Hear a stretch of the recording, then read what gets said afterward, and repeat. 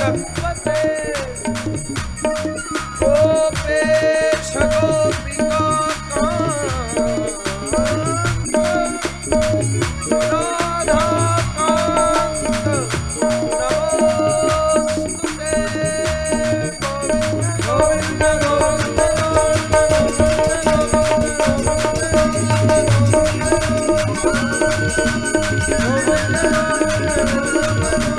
कृष्णाय वासुदेवाय हरये परमात्मने प्रणतक्लेश नाशाय गोविन्दाय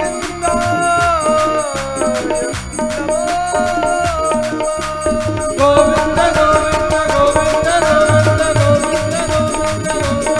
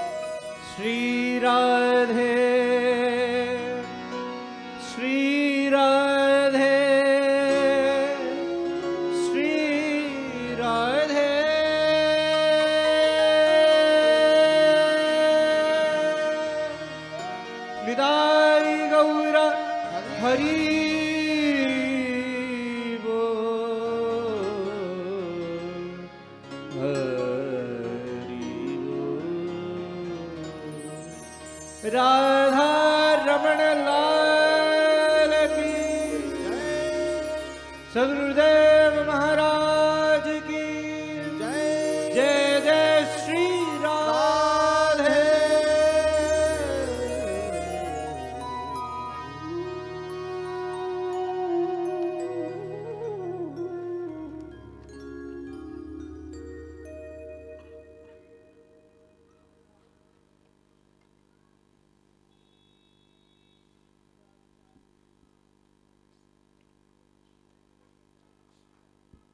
संपूर्ण व्रजमंडल श्री गोविंद के दिव्य लीलामृत के अद्भुत रसामृत में निमग्न है।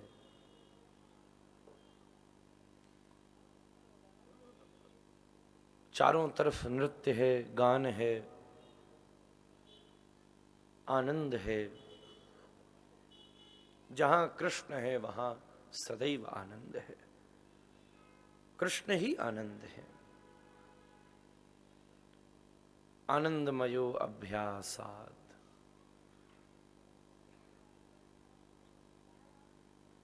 गोविंद के अलावा और कौन से आनंद की पक्ष को अनुभव करने का हम सामर्थ्य भी कर सकते हैं।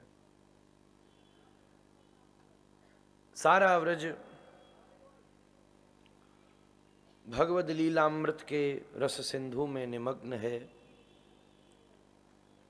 चारों तरफ लीला का उदय हो रहा है। हम कर्म के आबद्ध हैं। हम जो कर रहे हैं वो कर्म है।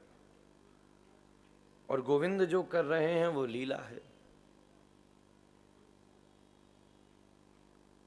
ईश्वर के स्तर पर लीला शब्द का प्रयोग होता है और जीव के स्तर पर कर्म के शब्द का प्रयोग होता है। कर्म और लीला में बहुत बड़ा अंतर है। कर्म प्रारब्ध से बद्ध है और प्रारब्ध का निर्माण करता है। कर्म नितांत निजी है, वो पर्सनल है, वो अपना है, वो अपने लिए है। उससे आपकी उन्नति होगी, उससे आपकी अवनति होगी, उससे आपका प्रकाश होगा, उससे आपका विकास होगा, उससे आप बैठोगे, आप ही गिरोगे। आपका कर्म किसी और को व्यवधानित नहीं कर सकता। सबका अपना निजी बंधन है, सबकी अपनी निजी कल्पना है। कर्म नितांत अपने लिए है, लीला कभी अपने लिए नहीं होती। लीला सार्वभौम है। गोविंद ने गीता में कहा, न मे कर्माणि विलिम्पन्ति न मे कर्म फल स्पृहा। मैं जो करता हूं उस करने के चक्कर में भी नहीं फंसता, मैं उससे भी आकर्षित नहीं होता और उसके फल से भी मैं आकर्षित नहीं होता। दोनों के व्यवधान से मुक्त हूं। हम अपने कर्म से भी फंसे और कर्म के फल से भी फंसे। कर्म में ज्यादा है, आप जो करोगे तो फल तो आएगा ही आएगा। बस समस्या यहां है कि महाराज मैंने किया ज्यादा था, आया कम। किया मैंने बहुत था, फलाने ने 8 घंटे किया तो उसको इतना मिला, मैंने 8 घंटे किया तो मुझको इतना ही मिला। तो हम अपने करने के भी चक्र में थे, हम जो कर रहे थे उससे भी फंसे हुए थे। हाँ, कम करते, हमने 4 घंटे किया होता काम और फिर इतना मिला होता तो बात समझ आती कि मैंने कर्म भी कम किया और फल भी कम मिला। पर मैंने कर्म ज्यादा किया, फलाने व्यक्ति ने 8 ही घंटे किया, मैंने तो 10 घंटे किया, फिर भी मुझको उससे 50% भी प्राप्त नहीं हुआ। तो हम अपने किए गई क्रिया, एक्शन से भी हम अटैच्ड हैं और हम अपने एक्शन के रिजल्ट से भी अटैच्ड हैं। दोनों चीज से हमें परेशानी है। मिला ही नहीं तो भी प्रॉब्लम है, मिला तो फिर उतना नहीं मिला, ये भी प्रॉब्लम है। हमारा दोनों चीजों का चक्र है। फिर कई ऐसे भी लोग हैं जो करना कुछ भी नहीं चाहते फिर भी लेना चाहते, वो एक अलग स्तर है जहां कर्म के प्रति आकर्षण नहीं है, जहां बस फल के प्रति आकर्षण है। जो जिनके करने की कोई इच्छा नहीं है, नहीं मैं कुछ नहीं करना चाहता, बस आप तो कोई ऐसा उपाय बता दो कि बैठे बैठे काम हो जाए। लोग आ जाते, महाराज महाराज कोई मंत्र हो तो दे दो, अपने आप घर बन जाए। तो कोई ऐसा मंत्र हो तो दे दो। मैंने भाई मेरे पास कोई मंत्र नहीं है, अगर ऐसे मंत्र होते तो मैं यहाँ बैठ के गला क्यों फाड़ रहा होता अपना। उससे कुछ नहीं होता। आजकल मंत्र तो कम दिखते हैं, षड्यंत्र ज्यादा दिखते हैं। षड्यंत्र ज्यादा है, मंत्र कम है। तो उससे क्या लेना देना। भाई कोई पुरुषार्थ नहीं करना पड़े, बस महाराज ऐसा आप करो कि फटाफट फल मिल जाए। किसान जब तक बीज नहीं बोएगा तब तक उसको फसल भी कैसे प्राप्त होगी। पुरुषार्थ के बाद प्रार्थना सफल होती है। पहले किसान बीज बो दे और फिर प्रार्थना करे कि भगवान बारिश आप समय से कर देना, वो मेरे हाथ में नहीं है। तो बात समझ में भी आती है। बीज बोया नहीं और पहले ही फसल की मांग कर ली तो काम कैसे बनेगा। तो कुछ ऐसे भी लोग हैं जो कर्म से आकर्षित नहीं है, फल से पूर्ण रूप से आकर्षित है। कर्म करने में उनका मन ही नहीं है, बस महाराज बैठे बैठे काम हो जाए तो मजा आ जाए, हमें ना हिलना पड़े, हमें कुछ न करना पड़े, हम सोचें और बात पूरी हो जाए। जब अध्यात्म ने इस प्रकार की वृत्ति को रोका तो हमने विज्ञान का सहारा ले लिया। अध्यात्म ने कहा नहीं नहीं नहीं भाई, ऐसा नहीं करना, कर्म करना ही नहीं है, बस फल ही फल चाहिए। ना ना ना ना, ये कोई लॉ नहीं है, इससे आप कभी सुखी नहीं हो सकते। आप पूरा कर्म करिए। भगवान कहते हैं यू परफॉर्म योर एक्शन कर्मण्येवाधिकारस्ते मा फलेषु कदाचन। आपने जो किया है वो आपको डेफिनेटली मिलेगा। I will never going to deceive you. Definitely मिलेगा, थोड़ा लेट मिल सकता है, हो सकता है अगले जन्म में मिले, हो सकता है 10 साल बाद मिले, हो सकता है 25 साल बाद मिले, पर जो every action there is equal and opposite reaction. Newton ने बहुत बाद में कहा, गीता ने बहुत पहले कह दिया। मिलना जरूर है, पर व्यक्ति ने सोचा यार कर्म करना ही ना पड़े, ऐसे ही फल मिलना शुरू हो, तो कुछ विज्ञान का सहारा लेना शुरू किया, बिना पुरुषार्थ के फल की प्राप्ति हो जाए। तो एक व्यक्ति है जो कर्म से आकर्षित है और फल से आकर्षित है। एक व्यक्ति है जो केवल नितांत भाव से फल से आकर्षित है। पर हम तीसरे व्यक्ति की खोज कर रहे हैं। वो तीसरा व्यक्ति उन्नत व्यक्ति है, वो तीसरा व्यक्ति उपलब्ध व्यक्ति है। हम उस व्यक्ति की खोज कर रहे हैं जो आकर्षित तो है पर नितांत रूप से केवल कर्म से आकर्षित है। आप इस समय कर्म कर सकते हो, नितांत रूप से इस समय कर्म पर आकर्षित है। फल जब मिलना होगा तब मिलता रहेगा, आ गया तो हम भोग लेंगे। कर्मण्येवाधिकारस्ते, भगवान ने वो वाली डोर आपके हाथ में सौंपी है कि आप एक्शन, आपके हाथ में चॉइस है। और and to perform a good action, उसके लिए विजडम चाहिए, इसीलिए सत्संग चाहिए। It's all about action. आप एक्शन चूज कर सकते हो कि मुझे अच्छा करना है कि मुझे बुरा करना है। भगवान ने फल चूज करने का ऑप्शन नहीं दिया, कर्म करने का ऑप्शन दिया। अगर फल चूज करने का भी ऑप्शन होता तो व्यक्ति वो भी चॉइस कर लेता, नहीं इसका नहीं मिलना चाहिए, इसका मिलना चाहिए। कल रात जो मैंने एक को गाली दी थी, भगवान उसको आप भूल जाओ, जो उससे पहले मैंने एक की मदद करी थी उसका जरूर आना चाहिए। डबल हो जाए तो बहुत ही अच्छी बात है, हम ये भी कह देते। वो चीज आपके हाथ में है, पर एक बार जब आपने कर दिया तो फिर आपको फेस करने के लिए रेडी होना चाहिए। कर्म करते समय आप नितांत स्वतंत्र हैं कि मुझे क्या करना है, अच्छा करना है कि बुरा करना है। पर कर्म करने के बाद आप नितांत परतंत्र हैं, आपको भुगतने के लिए तैयार रहना चाहिए। कोई व्यक्ति खड़ा हो, मैं आनंद जी को खड़े करके कहूं आनंद जी कोई भी अपना एक पैर उठा लीजिए, अगर इन्होंने अपना राइट लेग लिफ्ट किया, अब मैं इनसे कहूं जरा लेफ्ट वाला भी उठा लो, तो कहेंगे महाराज क्यों हंसी करते, अब दोनों उठा लिया तो मैं गिर जाऊंगा। पहले समय में इनके पास ऑप्शन था कि राइट भी उठा सकते थे, लेफ्ट भी उठा सकते थे। उस समय ये आर्ग्यूमेंट भी कर सकते थे, उस समय डिस्कशन भी कर सकते थे, उस समय डिबेट भी कर सकते थे कि नहीं महाराज मैं राइट नहीं उठाना चाहता, लेफ्ट उठाना चाहता हूं।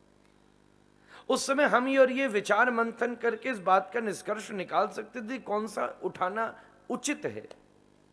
पर जब एक बार उठ गया, अब आप परतंत्र हो, अब आप दूसरे को भी नहीं उठा सकते, अब आप दूसरे के ऊपर पूर्ण रूप से निर्भर हो गए। कर्म करते समय आप पूर्ण स्वतंत्र हो, पर फल के लिए आप परतंत्र हो, वो आपके हाथ में चॉइस नहीं है, that you have to face it, आपको वो भुगतना पड़ेगा। तो एक व्यक्ति है जो कर्म से भी आकर्षित है और फल से भी आकर्षित है। एक व्यक्ति है जो कर्म से बिल्कुल आकर्षित नहीं है, घोर आलसी है, केवल फल से आकर्षित है।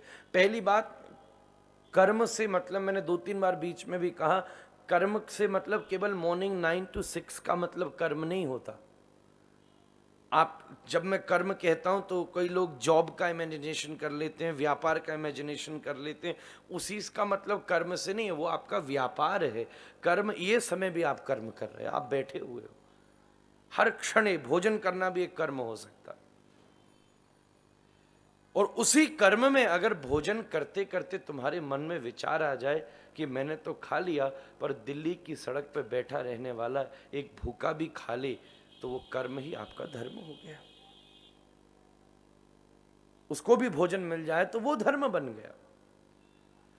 तो एक व्यक्ति ऐसा है जो कर्म और कर्म के फल दोनों से आकर्षित है। एक व्यक्ति ऐसा है जो कर्म से बिल्कुल नहीं है, केवल नितांत फल से। उसका मन ये करता है भाई काम दूसरा करे, फल मैं भुगत लूं। वो चाहता ही है आप कर लो काम, फल मेरे को मिल जाए। लोग महात्मा पंडित जी से कह देते, पंडित जी अनुष्ठान आप कर लो, फल मुझे दे देना। तुरंत संकल्प लो, एक श्लोक एक जाप भी आपके नहीं लगना चाहिए, सब मुझे मिल जाए।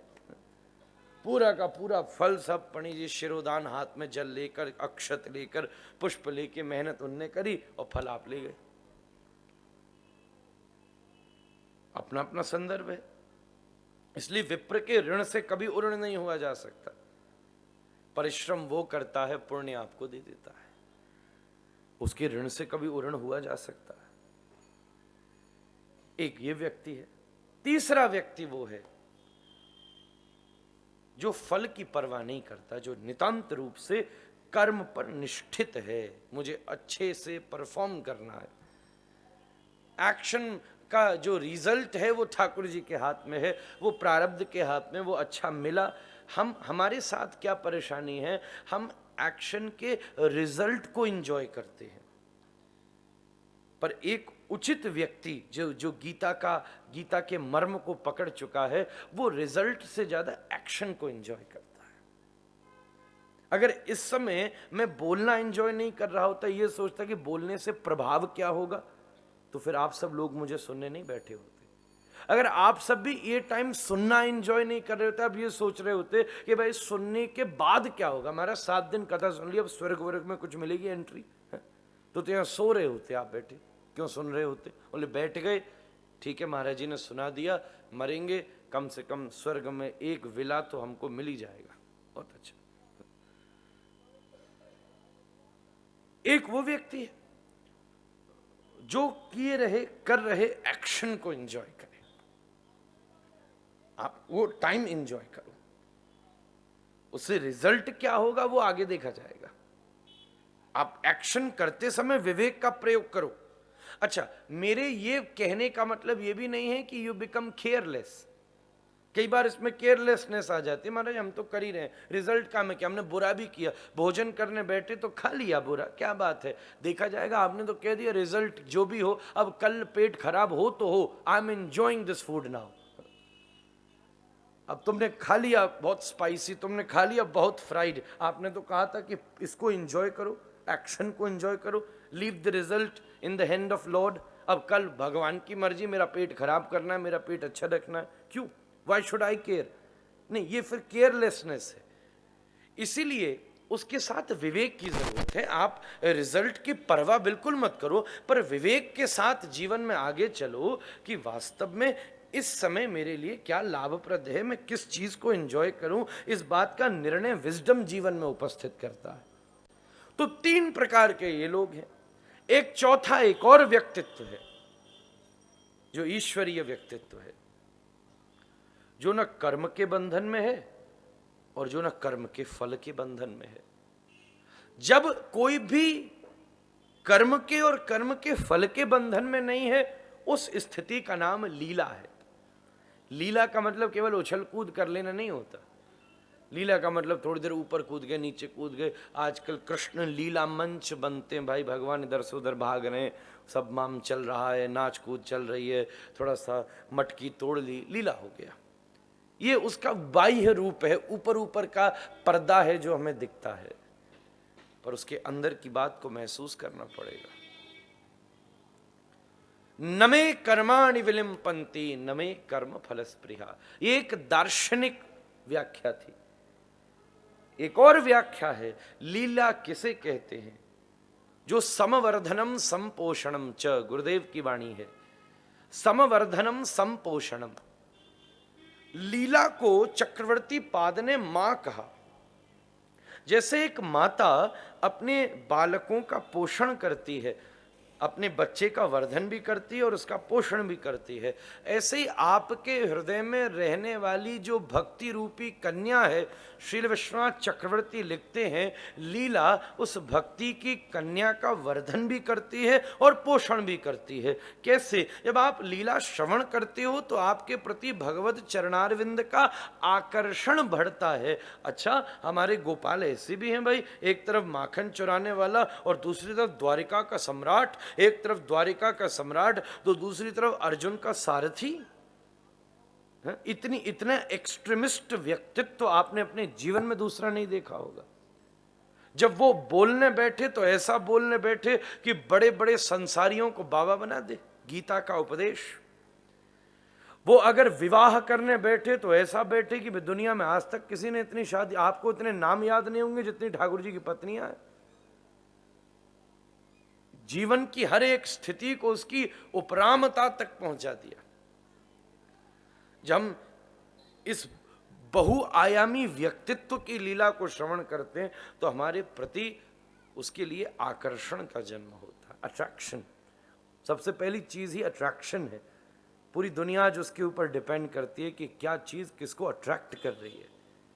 कोई भी कुछ बनाना चाहता है, it has to be attractive. पुरुष भी कोशिश करता है, माता भी कोशिश करती है, हर चीज it has to be attractive. अब यूटिलिटी बात बड़ी नहीं रह गई, it has to be attractive.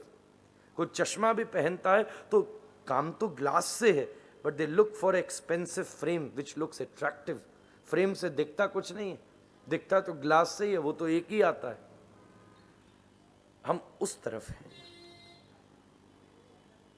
शरीर को तो पत्ता भी ढक सकता है, पर हम प्रयास करते हैं कुछ ऐसा ऐसा पहने जो विच लुक्स अट्रैक्टिव।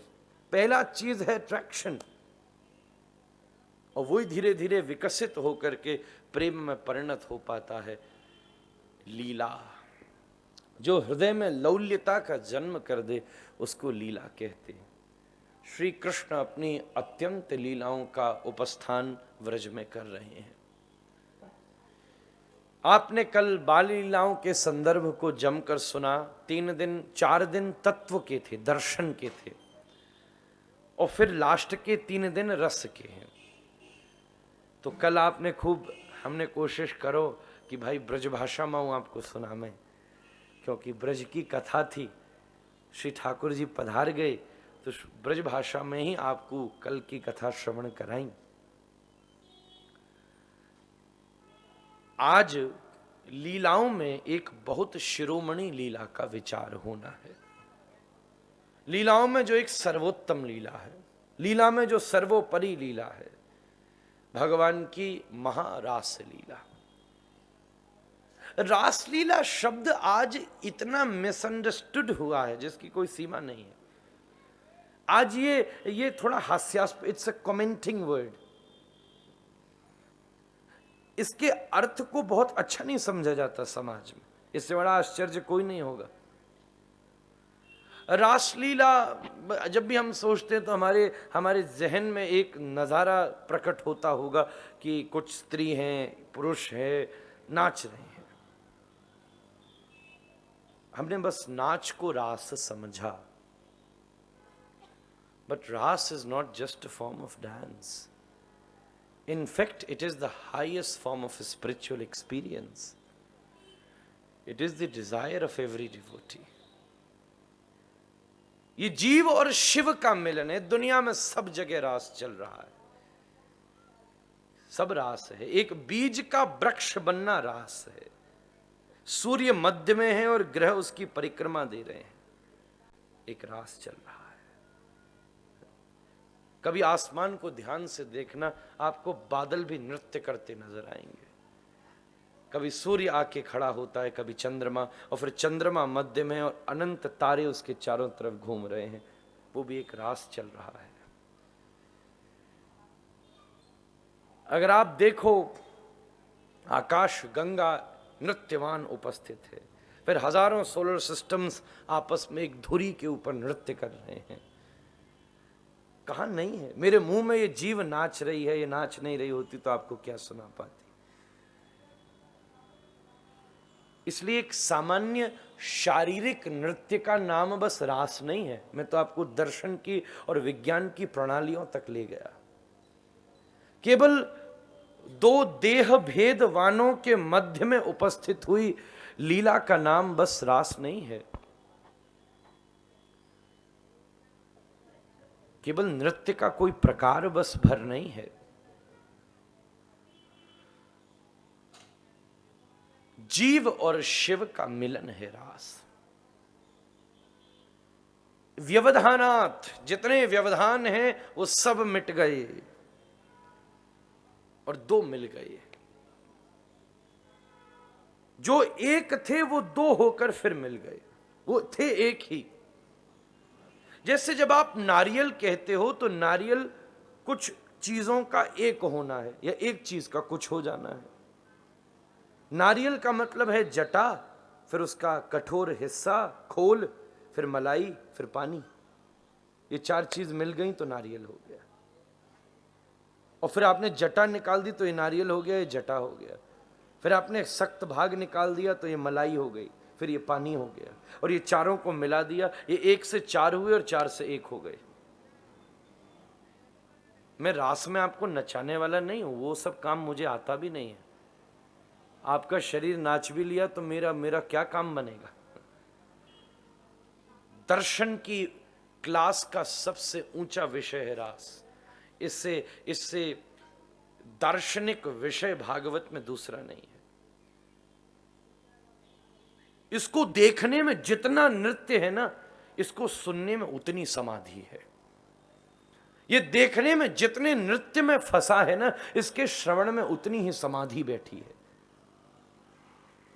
आज हालांकि व्यवस्था दूसरी हो गई। रास आज भागवत कथा होती है तो संगीत तो साथ है ही है। हालांकि मैं ऐसा, न मेरा संस्कार ऐसा, न मेरी तैयारी ऐसी, न मुझे गाना आता है। और वो गाऊं भी तो थोड़ा बहुत बस नाम संकीर्तन करना आता है। कोई कहो कि महाराज कोई भजन सुना दो तो I am sorry, I don't know, मुझे आता भी नहीं।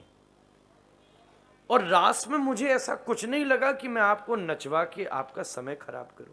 मुझसे बढ़िया आपको हजारों लोग नचवा सकते।